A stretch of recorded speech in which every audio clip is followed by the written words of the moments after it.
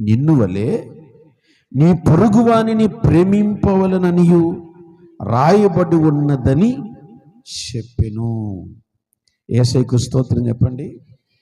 హల్లెలూయా. అట్టి ఆజ్ఞే, ఇది కూడా అలాంటి ఆజ్ఞే. ఎలాంటిది? దేవుణ్ణి ఏ రీతిగా నువ్వు ఆరాధిస్తున్నావో అదే రీతిగా నిన్ను వలె నీ పొరుగువాన్ని కూడా ప్రేమించాలి. అంటే నువ్వు ఎలా ఉండాలి అనుకుంటున్నావో, ఏం కావాలి అనుకుంటున్నావో, ఎలా ఎదగాలి అనుకుంటున్నావో, ఎలా అభివృద్ధి పొందాలనుకుంటున్నావో, నీ పొరుగువాన్ని కూడా అలాగే అభివృద్ధిని కోరుకోవాలి. నిన్ను వలె నీ పొరుగువారిని కూడా ప్రేమించవలెను అని దేవుడు ఆజ్ఞ ఇచ్చాడు. దేవునికి స్తోత్రం. చూడండి, ఆ మాటలు గమనించండి. అందుకు నీవు సరిగ్గా ఉత్తరం ఇచ్చితివి, అలాగు చేయుము, అప్పుడు జీవించదవని అర్థం చెప్పాను. అయితే తాను నీతిమంతుడైనట్టు కనపరచుకొని అతడు అవును గాని నా పొరుగు వాడెవడు అని మళ్ళొక ప్రశ్న వేశాడు. ప్రశ్నల మీద ప్రశ్నలు. అవును గాని నా పొరుగువాడెవడు? ఒకటి, నీ దేవుడైన యెహోవాను నువ్వు ఆత్మతో ఆరాధించాలని చెప్పారు, బానే ఉంది. నిన్ను వలె నీ పొరుగువాడిని ప్రేమించాలని చెప్తున్నావు కదా, నా పొరుగువాడు ఎవడు? నా పొరుగువాడు ఎవడు అని ఒక ప్రశ్న. సహోదర సహోదరిలారా, మనకు కూడా ఒక ప్రశ్న వచ్చేసింది ఇప్పుడు. ఎవరబ్బా మా పొరుగువారు? ఎవరు మా పొరుగువారు? ఎవరు? మీరు చెప్పండి చూద్దాం. మీ పొరుగువారు ఎవరు చెప్పండి చూద్దాం.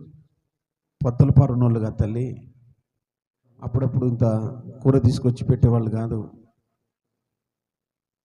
ఏమకయ్యా చేపల కూర చేసుకున్నారంటనే కొంచెం పులుసన్న పోయే,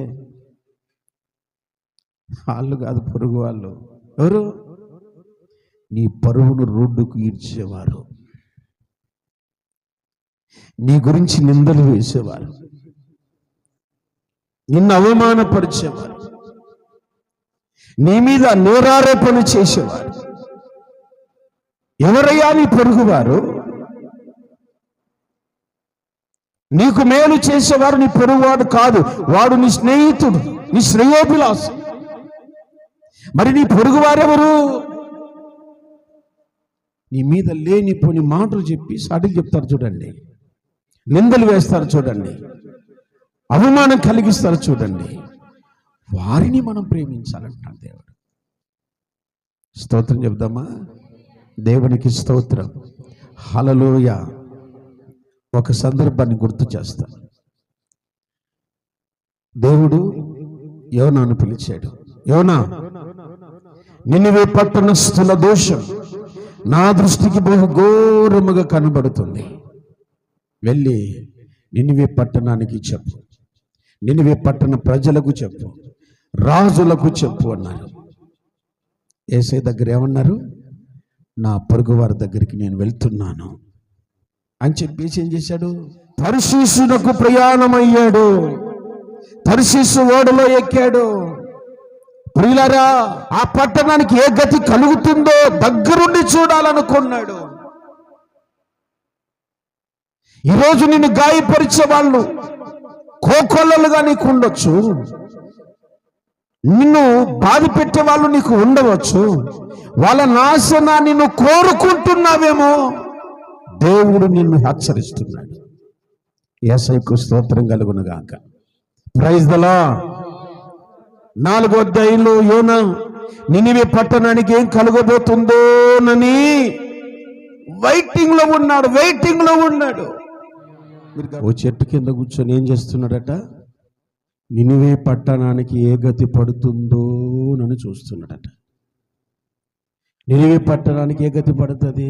ఇప్పుడు ఆ రోజు సొదొమ గొమొర్రా పట్టణం మీద అగ్నిగంధం కురిపించినట్టుగా కురిపిస్తాడేమో. నినివే పట్టణాన్ని నాశనం చేస్తాడేమో. నీ పొరుగు వారి పట్ల నీకు కూడా మంట ఉందేమో. నేను ప్రార్థన చేస్తున్నా కదా, వాళ్ళ కుటుంబాల్లో ఎవరొకరు తప్పు అంటారేమో.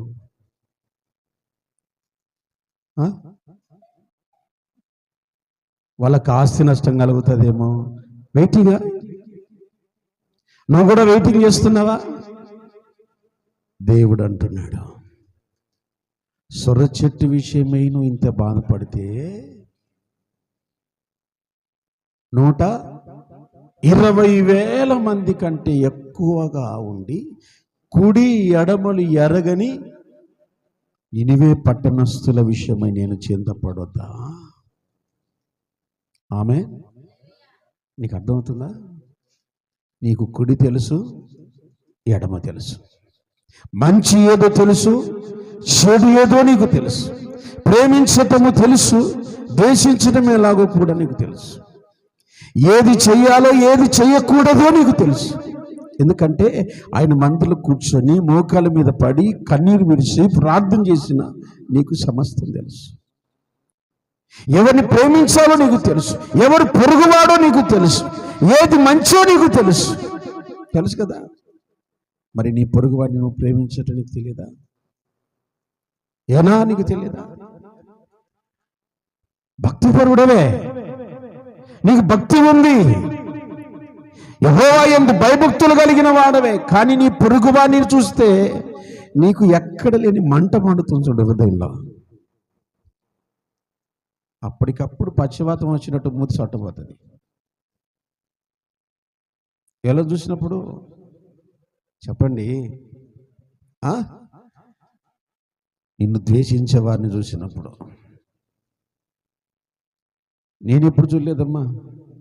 పక్షవాతం అంటే కాళ్ళు చేతులు పడి తర్వాత నోరు పడిపోతుంది.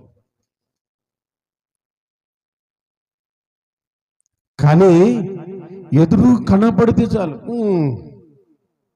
జ్వరం వచ్చేసింది, పాపం నొప్పులు జ్వరం. మీకు అర్థమవుతుందా దేవుని మాటలు? నీ పొరుగువాడు. స్తోత్రం కలుగునగాక. చెప్దామా యేసయ్యకు? చేతులెత్తి చెప్దాం, యేసయ్యకు స్తోత్రం కలుగునగాక.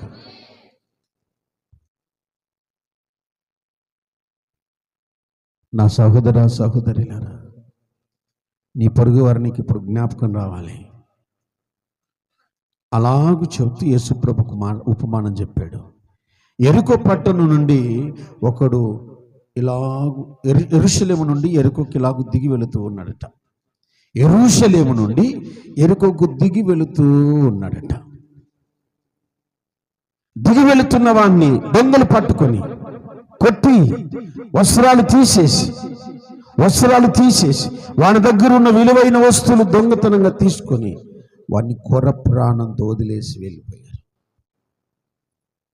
చదవండి, ఆ మాటలు చదవండి.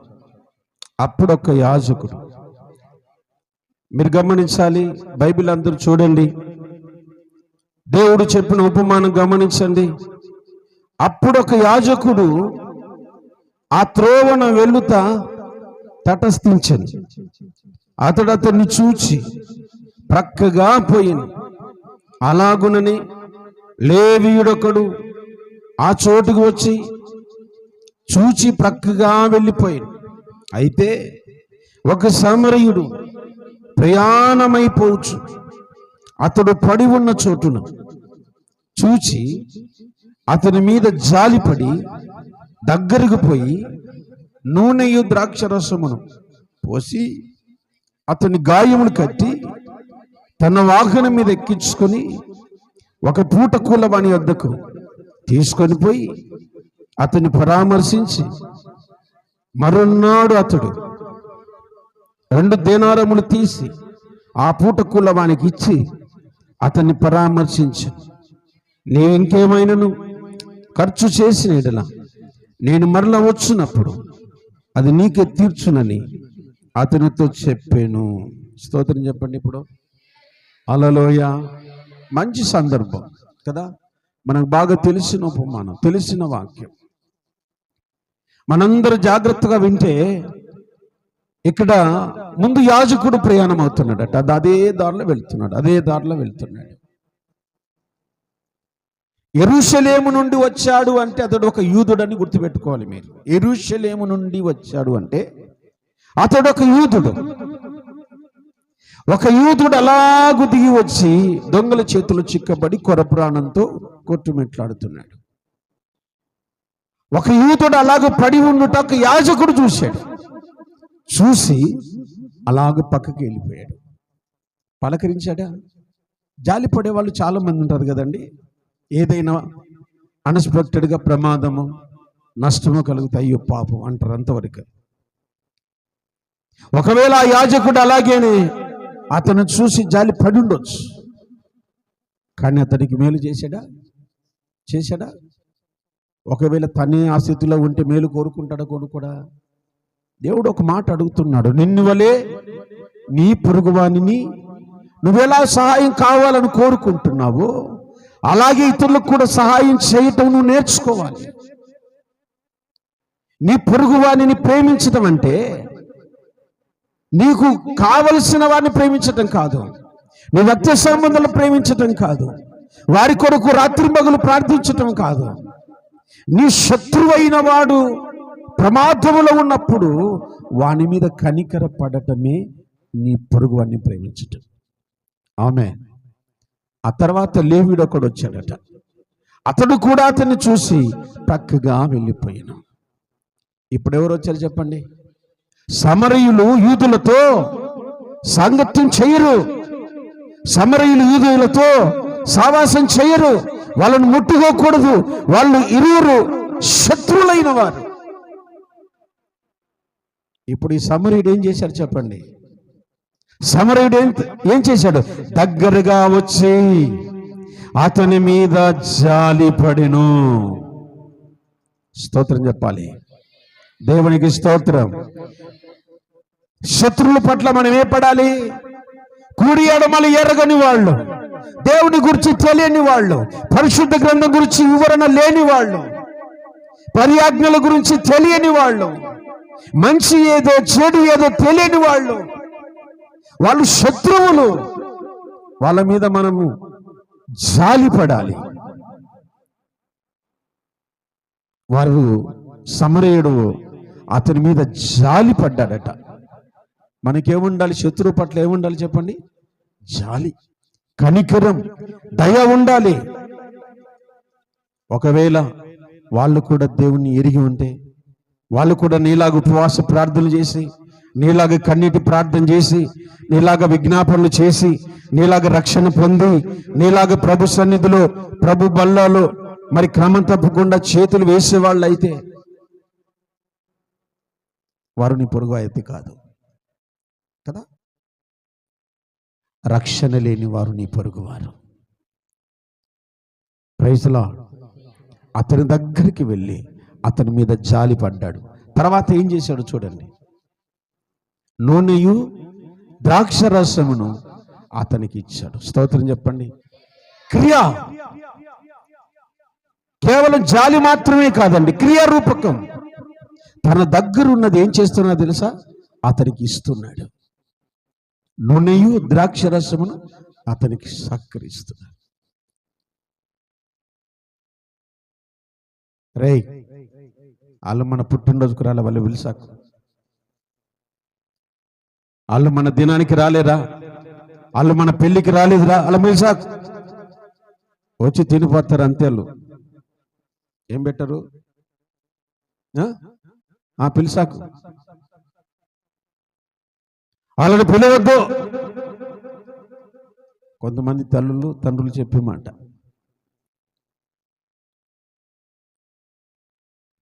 హల్లెలూయా. ఏం నేర్చుకుంటాం మందిరానికి వచ్చి? మనం బైబిల్ చదివితే ఏం నేర్చుకుంటున్నాం? వాక్యాలు వింటే ఏం నేర్చుకుంటున్నాం?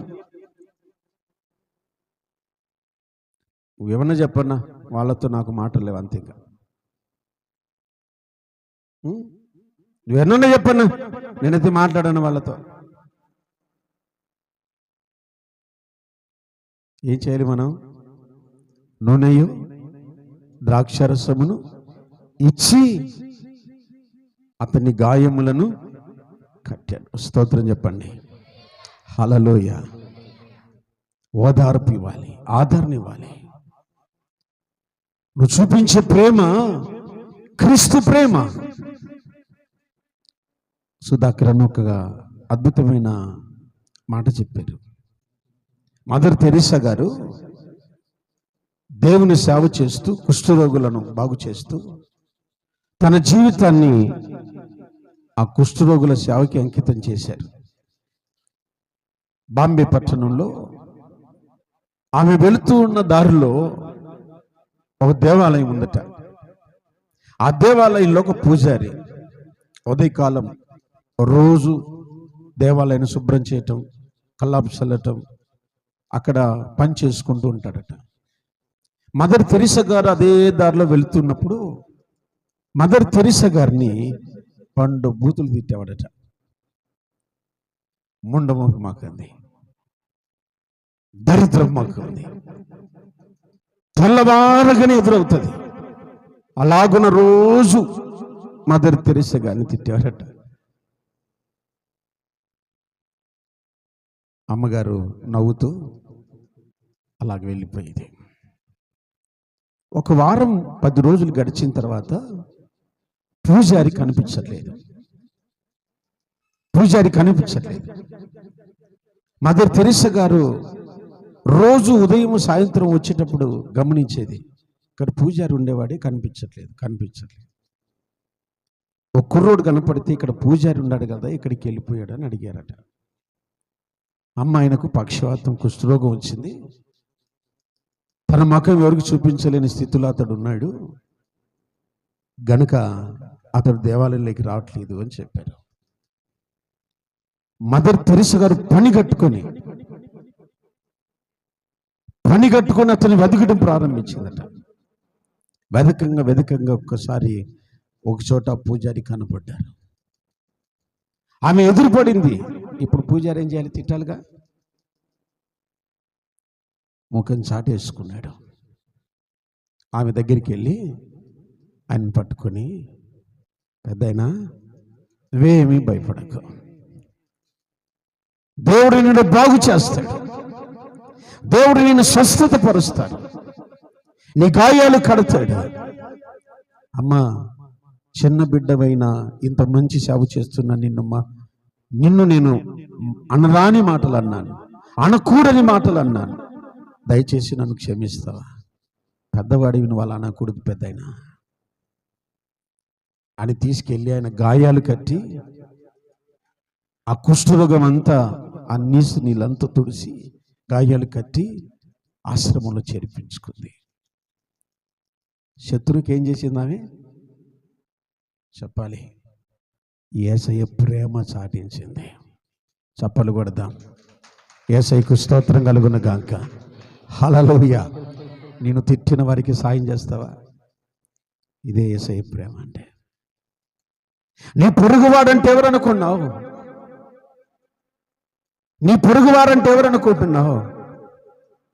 నిన్ను గాయపరిచిన వాడు నీ పొరుగువాడు. వానికి నువ్వు సహాయం చేయాలి. ఇంకేం చేశాడట ఈ సమరయుడు? తన దగ్గరున్న 2 దేనారాలు ఖర్చు పెట్టాడు. యేసయ్యకు స్తోత్రం చెప్పండి. నీ పొరుగువాడిని ప్రేమించేవాడంటే అయ్యయ్యో సాయం చేయండి అని అలా చెప్పేవాడు కాదు. అతని దగ్గరికి వెళ్ళి కనికరపడి అతని గాయములను కట్టి అతన్ని ఆదరించి తన జోబిలో నుంచి రూపాయలు ఖర్చు పెట్టి తన గాడిద మీద తను ఎక్కించుకొని పూటకూళ్ళ వాని దగ్గరికి వెళ్ళి అతన్ని పరామర్శించి, ఇతనికి ఏమైనా నువ్వు ఖర్చు చేస్తే మరలా వచ్చినప్పుడు నీకు ఇస్తాను.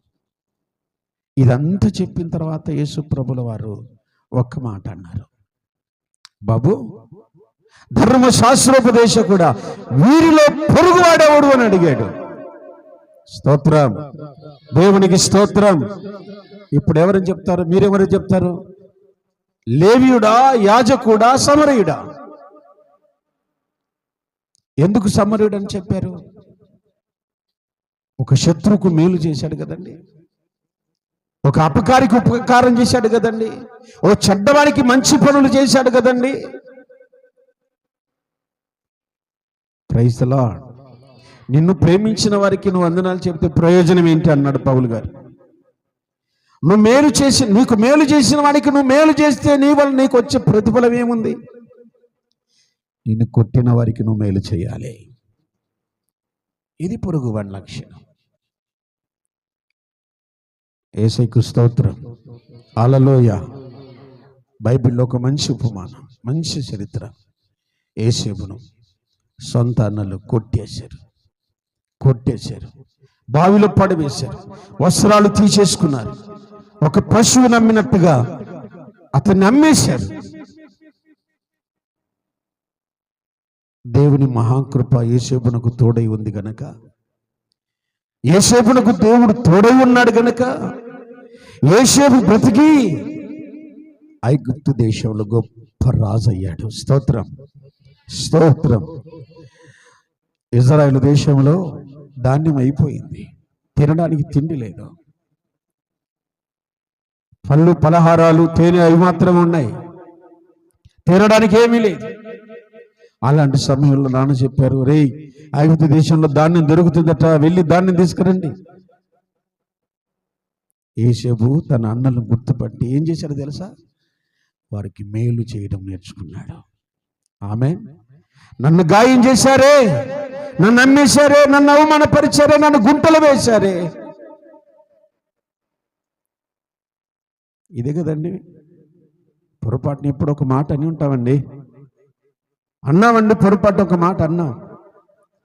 అన్న తమ్ముడు అన్నాడు, తమ్ముడు అన్న అన్నాడు, లేకపోతే భార్య భర్తను అనిందో, భర్త భార్యను అన్నాడు. ఒక మాట ఆ విషయంలో కోపంలో అనేస్తాం కదా. దాన్ని పట్టుకొని మనం ఏం చేస్తాం చెప్పండి? మాట్లాడరే, ఏం చేస్తాం? యేసేపు అన్ని మర్చిపోయాడు. అందుకే అతనికి తన కొడుకు ఒక పేరు పెట్టాడు, మనస్సే అని. నా బాధలన్నీ మరిపించాడు. యేసయ్యకు స్తోత్రం కలుగును గాక. తిరిగి గాయం చేసుకోవద్దు. నీ ఎదుటివాడిని, నీ పొరుగువాడిని చూసినప్పుడు, నీ శత్రువును చూసినప్పుడు నీ హృదయంలో గాయం గుర్తుకు రాకూడదు. నీకు యేసయ్య ప్రేమ గుర్తుకు రావాలి.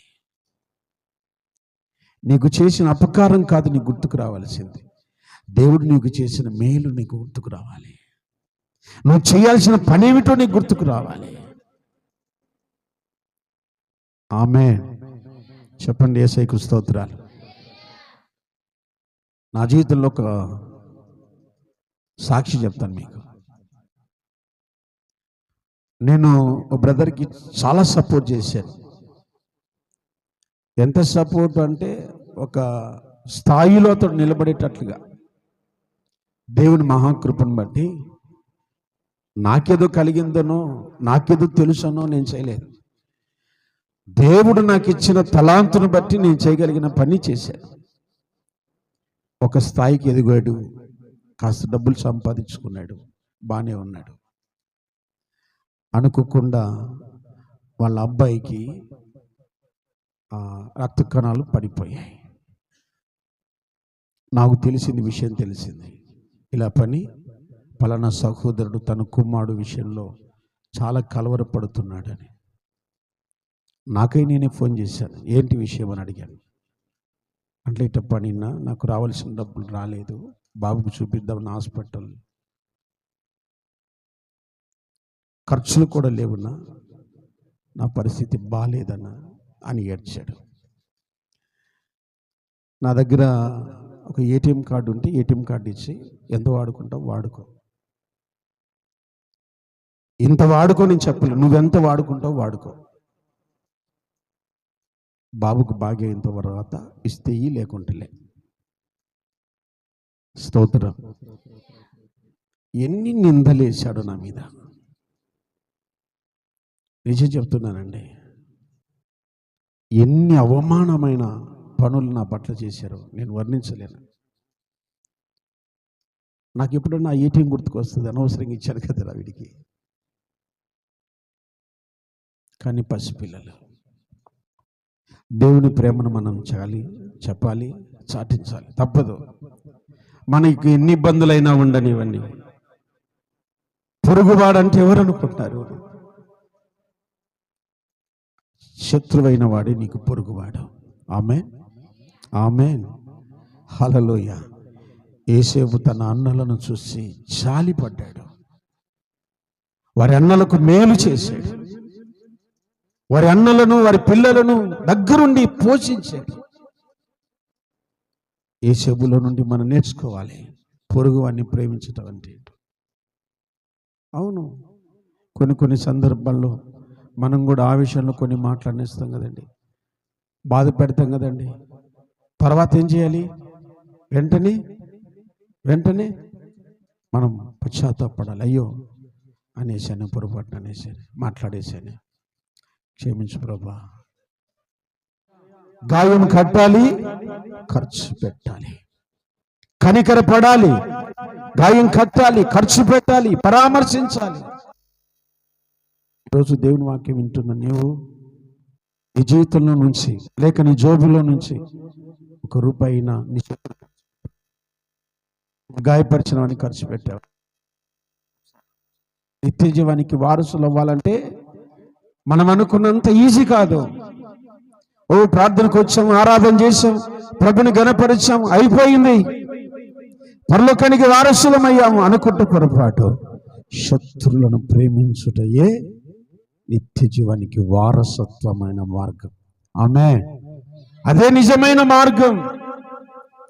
శత్రువులు ప్రేమించండి, వారి కొరకు ప్రార్థనలు చేయండి. నేను హింసించు వారి కొరకు మీరు ప్రార్థనలు చేయండి. యేసు ప్రభులు వారు సెలవులో వేలాడుతూ ఉన్నాడండి, సెలవులో వేలాడుతూ ఉన్నాడు. ఆయన కళ్ళ ముందు ఎన్నో హింసలు ఆయనకు జరుగుతున్నాయి. సుప్రభ, వీరేం చేస్తున్నారు, వీరు ఎరుగరు గనుక వీరిని క్షమించు. ఇప్పుడు నువ్వేం చేయాలి? నిన్ను గాయపరిచిన వారిని క్షమించి వారి కొరకు ప్రార్థన చేయి. వారి మీద జాలిపడు, వారి గాయాలు కట్టు, అవసరమైతే వారికి ₹10 ఖర్చు పెట్టు, అవసరం అనిపిస్తే. ఆమేన్. హల్లెలూయా. యేసయ్యకు స్తోత్రం కలుగునుగాక, యేసయ్యకు మహిమ కలుగునుగాక. నీ కోసము నా కోసం. మనం ఒకప్పుడు బైబిల్లో రాయబడితే రోమపత్రిక 5వ అధ్యాయం 8వ వచనం కాగా 8వ వచనమా, అయితే దేవుడు మన ఎడల తన ప్రేమను వెల్లడిపరుచుచున్నాడు. ఎట్లనగా మనమింకను పాపులమై ఉండగానే క్రీస్తు మన కొరకు చనిపోయెను. కాబట్టి ఇప్పుడు 10వ వచనం, ఏలయనగా శత్రువులమై ఉండగా. మనం ఏమై ఉన్నాం? యేసయ్యకి చెప్పండి, మనం ఏమై ఉన్నాం? గట్టిగా చెప్పాలి. మనం ఏమై ఉన్నాం? శత్రువులమై ఉండగా. దేవుడు మనల్ని ప్రేమించాడా లేదా? దేవుడు మన మీద మనకు కృపనిచ్చాడా లేదా? మన క్షేమం కలగజేశాడా లేదా? ఆయన ఖర్చు పెట్టాడా లేదా? రక్తమును ధారపోశాడు. మనం శత్రువులమై ఉన్నాం, దేవుడు తన ప్రేమను చూపించాడు, మన మీద జాలి పడ్డాడు, మన దగ్గరికి వచ్చాడు, మన గడపలు తొక్కాడు, మన హృదయంలోకి వచ్చాడు, ఓ సంఘాన్ని మనకి ఏర్పాటు చేశాడు. ఆమేన్. మనం మంచి వాళ్ళమని చేశారా? కాదు. మనం ఇంకనూ పాపులమై ఉండగానే ఆయన మన కొరకు చనిపోయాడు. మనం శత్రులమై ఉండగా తన కుమారుని మరణము ద్వారా మనకేం చేశాడు? ఆయన మన గొప్ప రక్షణ ఇచ్చారు. స్తోత్రం. హల్లెలూయా. కాబట్టి శత్రులు మనం ఏం చేయాలి చెప్పండి? అప్పుడే మన నిత్య జీవానికి వారసులం అవుతాం. ధర్మశాస్త్ర ఉపదేశకుడు నిత్య జీవానికి వారసుడు కావాలని ఆశ ఉంది, కానీ ఒకటి చేస్తాడు, మరొకటి చేయడు. ఒకటేంటి? ఆరాధన చేస్తాడు. దేవుణ్ణి మనసుతోనూ ఆత్మతోనూ శక్తితోనూ ఆరాధన చేయగలుగుతాడు, కానీ పొరుగు వాని దగ్గరికి వచ్చేరికి మాత్రం మనసు రావట్లేదు, చేతులు రావట్లేదు, అతని పక్షాన మాట్లాడటానికి మనసు రావట్లేదు. నా సహోదరులారా, ఈరోజు దేవుని మాటలు వింటున్నాం మనం. మదర్ తెరిసా గారు తన శత్రుల పట్ల ఎలాగున ప్రేమను కనపరిచిందో ఆమె అన్నారట, ప్రేమ అనేది క్రియారూపకం దాల్చాలి. ఎలా దాల్చాలి? ఎక్కడో పుట్టింది ఆమె, భారతదేశానికి వచ్చి ఆమెను పంపించటానికి, భారతదేశం నుండి ఆమెను పంపించటానికి కలెక్టర్లు, నాయకులు, అధికారులు అది దేశంలో ఉండకూడదు. మదర్ తెరిసా ఈ దేశంలో ఉండకూడదు. ఉంటే క్రిస్టియన్ దేశంగా మారిపోతుందని ముఖమ్మడిగా వచ్చారంట మదర్ తెరిసా గారి దగ్గరికి. అప్పుడే వాళ్ళు వస్తున్నారు. వారు చూస్తుండగా ఒక ముసలాయన వామిటింగ్ చేసుకుంటున్నాడు. రెండు చేతుల్లాగా జోడించి వామిటింగ్స్ ఇలా పట్టేసుకున్నాడు.